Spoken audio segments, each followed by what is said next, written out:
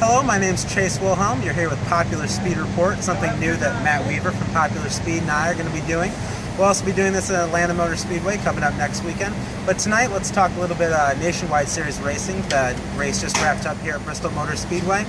And Kyle Busch dominates once again, just like we've been seeing all season with the Cup drivers dipping it into the Nationwide Series and taking the trophy.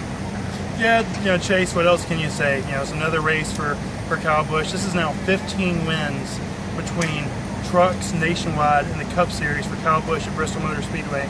You add in crew chief Adam Stevens here on the nationwide side, a track that Kyle loves, no matter the configuration. He won on Wednesday, and it was pretty much a walk in the park. He wasn't passed under green flag conditions all afternoon. He was left unchallenged.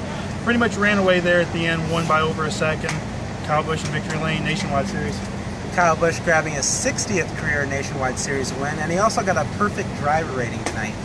Taking a look at the points a little bit, we have Hornish Jr., Sam Hornish Jr. leading the points by six points over Austin Dillon.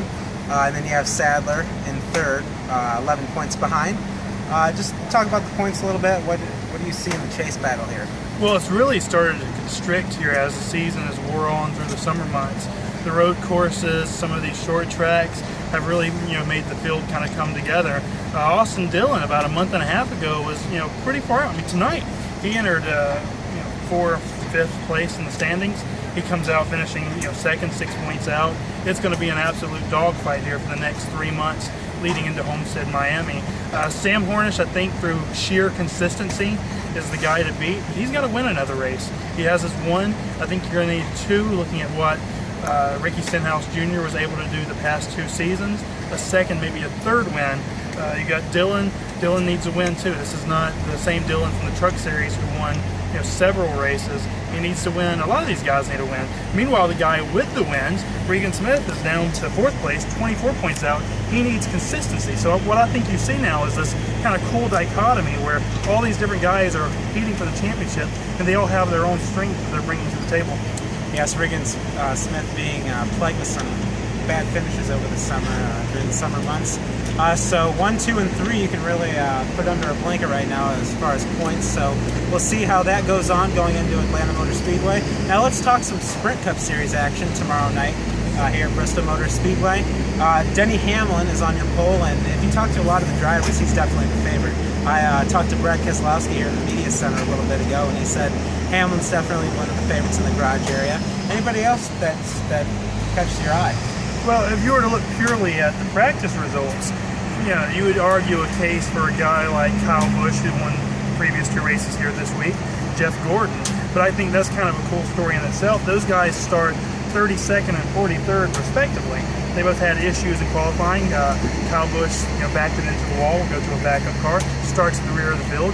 Jeff Gordon, who definitely, desperately and definitely needs a strong run on Saturday night, just kind of lost it coming off of turn 2 a little bit, wasn't able to regather. He starts deep in the field, and so a lot of your stronger cars, Jeff Burton's no slouch here at Bristol Motor Speedway.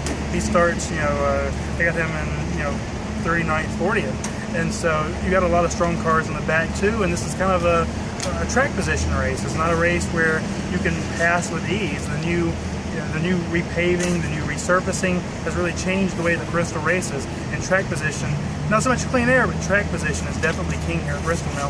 And that's the point I was going to bring up with the track position. Totally different track than what we've been used to in the past with Bristol Motor Speedway.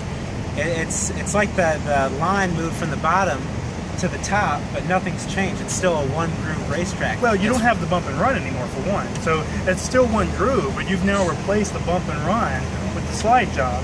The groove is clearly at the top, but you dive down hard at the bottom, and you just try to float it up the racetrack, and you hope to God they don't run into the back of you and spin you. And that's kind of the new dichotomy here at Bristol. And that's another point I wanted to bring up is the lack of cautions. We saw in the Nationwide Series race tonight, not a lot of cautions. A couple, one for Parker Clearman and Brian Vickers, but that was really the biggest wreck of the night. Everything else was green flag racing. Not what you're used to seeing here at Bristol Motor Speedway, because, I mean, back in the early 2000s, you'd see 20, 25 cautions here. I think the guys are still trying to figure out this track. It hasn't been, a full year since they did the the restructuring. So the guys haven't quite figured out how to run this track yet. Some of the guys even mentioned it today in their press conference. They're just now starting to come around to how this track is going to run, the demands of the new Bristol. And so I think you're going to see these guys kind of mind their business. And we talked about the chase earlier. These guys can't afford to be overly aggressive because it could cost them their spot in the 10-race playoff. And real quick, I wanted to touch on the chase points more, the bubble drivers right now.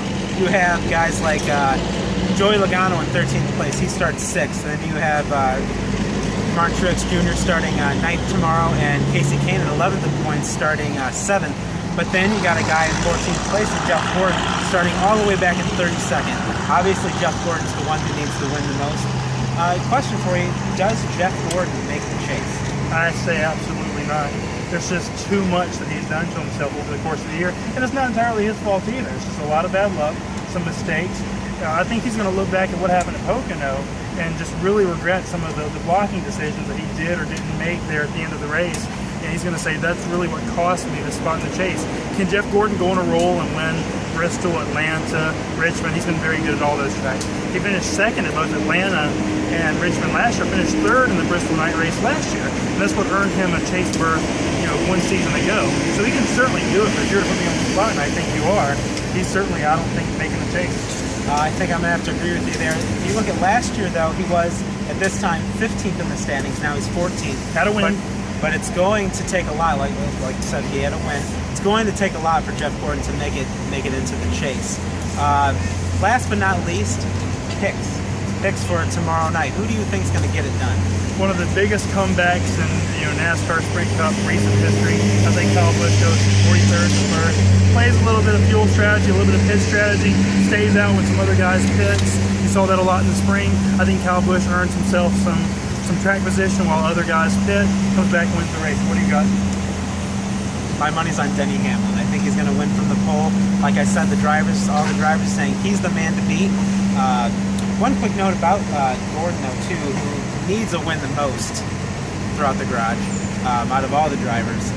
He was fastest in both the first practice and he was one of the fastest in both the first practice and the final practice here today before the Nationwide Series race. So keep an eye on him. Like you said, track position is going to be important, so it's going to be really hard for Jeff to go from 32nd to the lead. But like I said, my money's on Denny Hamlin to win it from the pole. I think he has the strongest car. This guy picks the guy who starts on the pole. I pick the guy who starts 43rd. Who's going to win?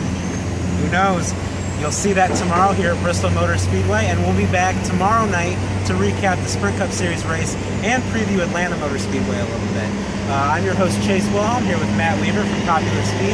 This is the Popular Speed Report.